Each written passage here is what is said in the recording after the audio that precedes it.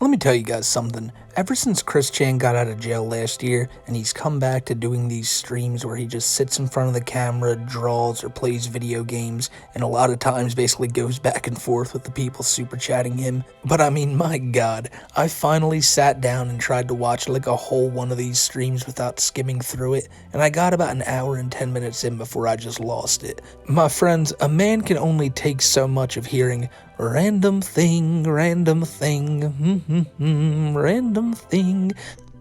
Boobie-doo, random thing, random neponymous.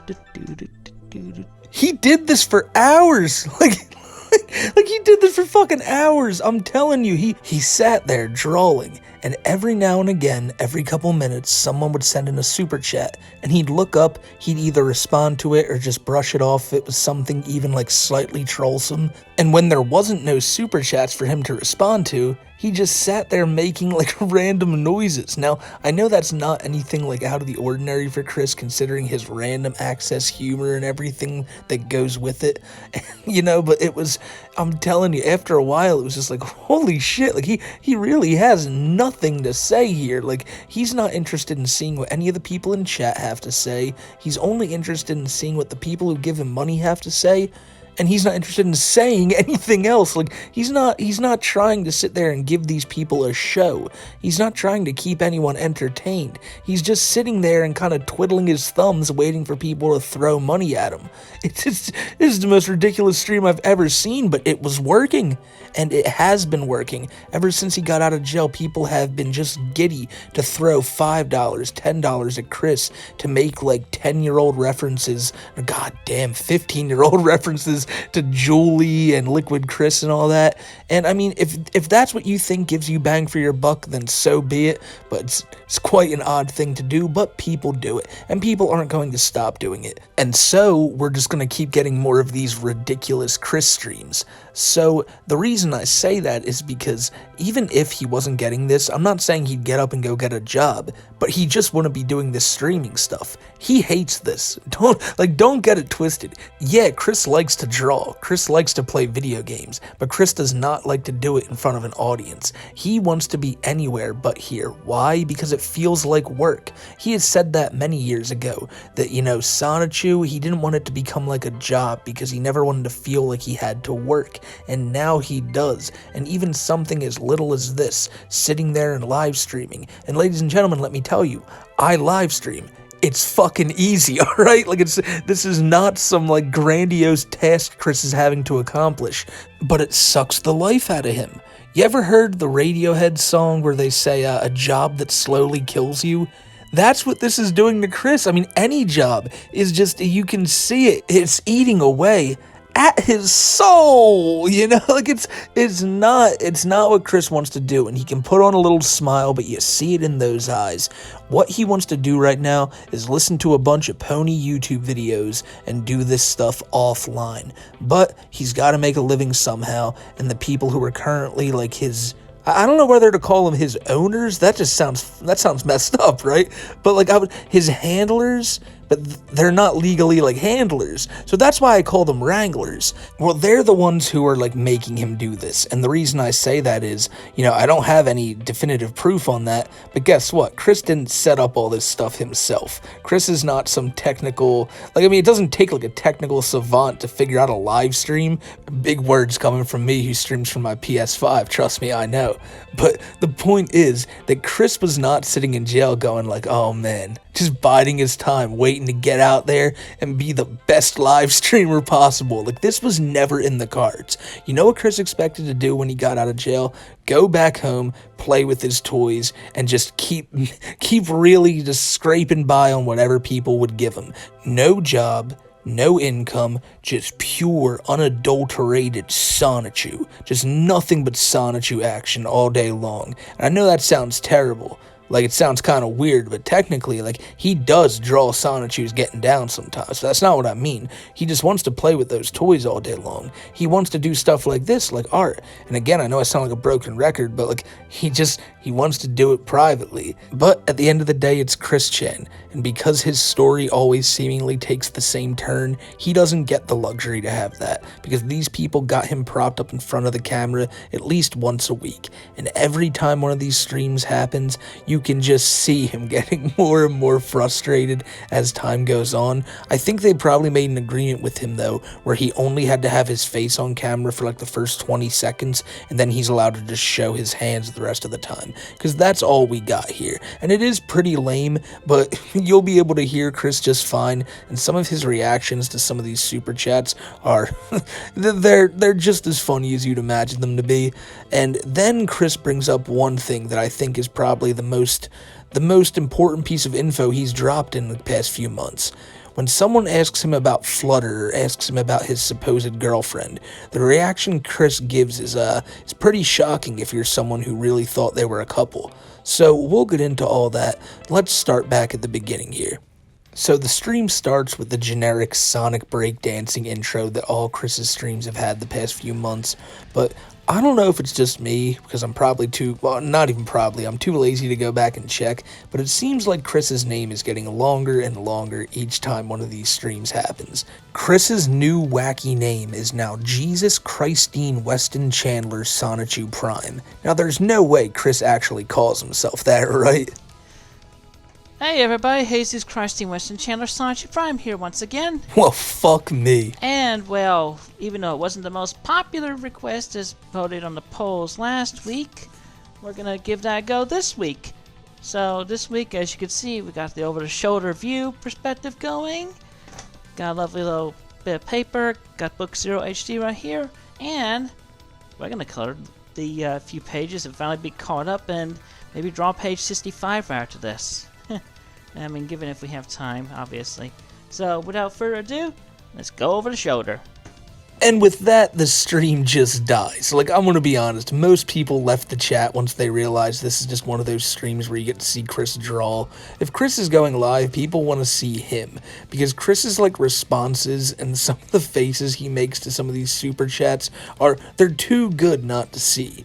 But sadly, we don't get to see him now. I feel like most people came to this stream to just watch Chris respond to super chats, but sadly the only visual aspect they get is the art that only Chris thinks people care about. You know, if these Prater people, you know, the people handling Chris, if they had a good idea on what Chris wanted, because clearly they're just shoving him in front of a camera to make a little bit of extra money off of this by themselves. If they really wanted to make money, why are they just doing this? They should just tell him no, put the camera right in front of you. But of course, you know, you can't really expect a lot out of people who were trying to like house Chris Chan and make like try to make him their own personal like cam guy girl. I don't know. Naked, sets-filled videos that were manipulated of me by those theoretical ethicists of mine. Why can't you just let that go? I have not committed any crimes. I've served time in jail because of the false witnesses and allegations based on what Isabella had done. Why can't y'all just realize and understand and appreciate me for the individual that I am? And why can't y'all just accept yourselves in the fact of the matter as well and quit trying to project anything you may feel bad about of yourself upon me? That's actually a big problem I can mention right there. There would never have been any sexual explicit details in the extended version of book number 8 had there not been any such art from within the community at the time. Okay, so now Chris is trying to blame this all on Bella again. Now, if you know the story of Bella, you know that she is just a detestable person, and she definitely did have a hand in Chris, like, doing this stuff with Barb. Now, I'm not going to say that she's the reason he outright did it. However, when he started telling Bella about it and she kept on encouraging it, of course, yeah, you're making a dude who's already not there in his mind feel like this is an okay thing to do. But at the same time, Chris did those actions by himself, you know? Like, Bella didn't go to Virginia and push Chris in that room with Barb, you know what I'm saying? And he tries to act like because Bella talked to him about it and was cool with it and okay with it, well, then that's why, you know, it's Bella's fault, not Chris's. Just like how back in the day when Chris had to draw all those, like, really NSFW Sonichu drawings, it was because of the drawings that the trolls made. You can't blame Chris for that. Then again, you can't really blame him for anything. He seems to have an excuse for every single thing people throw at him. This whole thing with Bella, though, is I think the worst thing that people have convinced him. I've seen so many people say, no, it's not your fault, it's Bella's. Bella's the one who did all this terrible stuff to you, completely forgetting the fact that Chris is the one who openly admitted all that nasty stuff he did with Barb.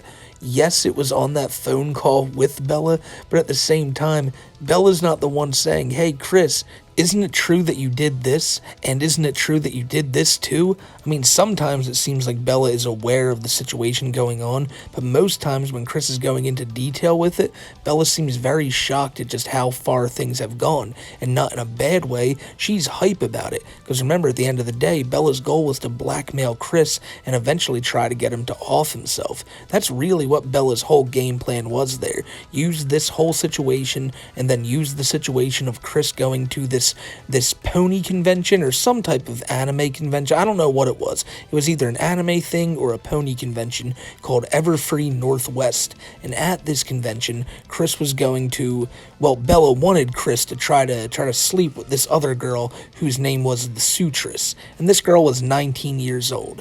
And Chris was not down with that because he said she was too young. Now, I don't know if it was just the Barb, like, confession that Bella had, or if she was also going to try to get Chris to, like, do this and then get it on film, then try to claim Chris was, like, a pedo or something. But the goal at the end of the day was for Bella to blackmail Chris into doing some horrible stuff. So, is Bella a monster? Is Bella a terrible person? Yes, but Chris never knew that. Chris simply thought that Bella was another friend he could confide into about everything that he had done with Barb. Now, he didn't know the monster that Bella was. I mean, neither did any of us. No one even knew who Bella was. And then it like, came out that she had boiled hamsters and all this heinous stuff. Like, just a terrible person all around. But is she solely responsible for Chris doing that to Barb? No. But he's going to run with that for the rest of his days and point the finger at her and say that she's the reason all this stuff happened and it is no fault of his own. And I don't need any of them of which you refer to as, quote, bitches, which is just very bad word for women that just don't have as many blessings and more punishments upon them. And just, it's very unfortunate. It's very sad. So that's just, it's wrong to just call anybody the B word there. Anyway,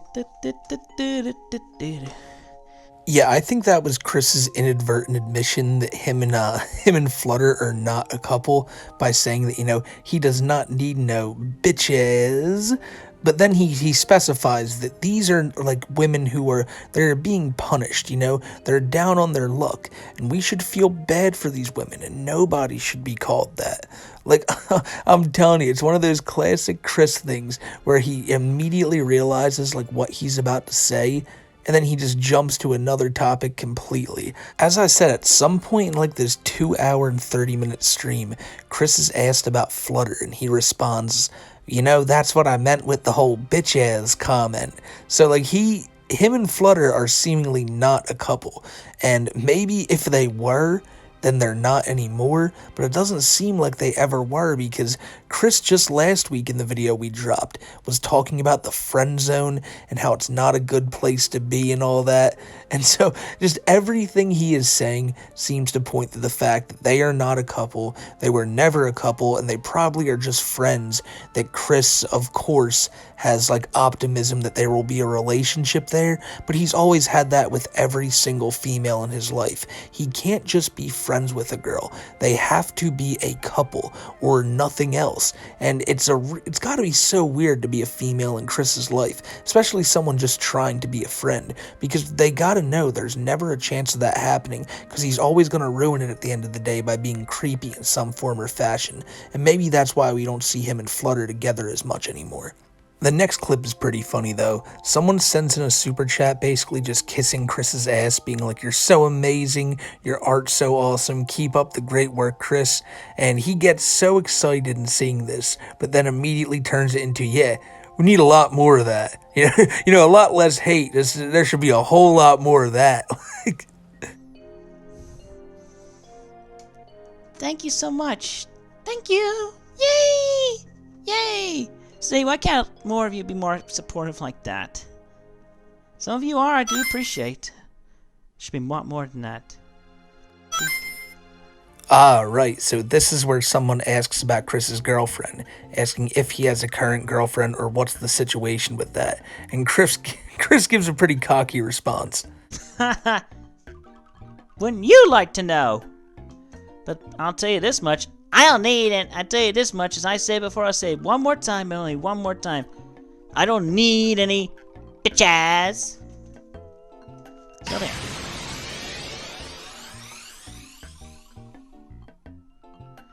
With all due respect and appreciation of the privacy of the potential others, and then of course, I have Magic-chan, Crizel, Savannah, and Mewtwo Prime.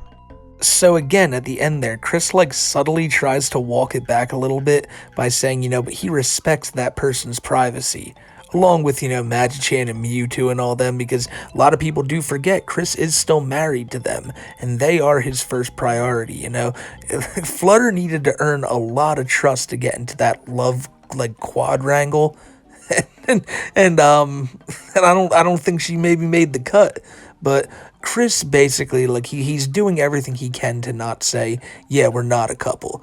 But that's his whole thing about, bitches and everything. Despite saying that you shouldn't call women that, he then goes to say that, right after they ask him if him and Flutter are together. So it's a good idea of what he thinks about her. Nonetheless, there's your answer on Chris and Flutter's relationship. Doesn't seem like it's a relationship at all, maybe just a friendship.